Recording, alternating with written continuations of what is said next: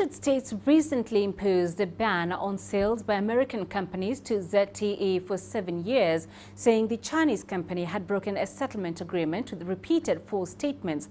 China plays a major role financing and supplying telecom and ICT equipment to Africa, a precondition for e-learning. The two major Chinese players in this field are Huawei Technologies and ZTE. Angela Coppola spoke to the South African Institute for International Affairs about the latest in this war of words. Let's assume that this spat actually becomes a war. What's your assessment? What is likely to happen here? It's a positive prospect that both the Treasury Department in China as well as the Commerce Department in the U.S. have indicated that they are interested in bilateral talks.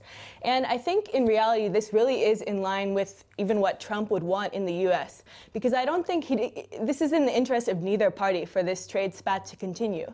Essentially what Trump would want is to be able to pose some sort of win to his electorate in saying that he was tough on China economically, but ultimately the detriment will come to U.S. consumers if this really does go on.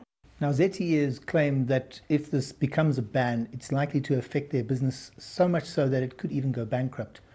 What's your assessment here? Because we're talking a global supply chain here. Is this a likely possibility?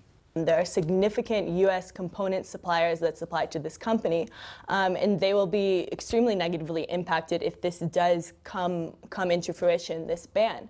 And also, even if we look at, for example, Google, these phones use Android, and if Google is then not allowed to use their Android for this, this will have a big impact there as well. So the impacts will be quite broad in terms of having a ripple effect. Now, the fallout is likely to be felt by consumers in Africa.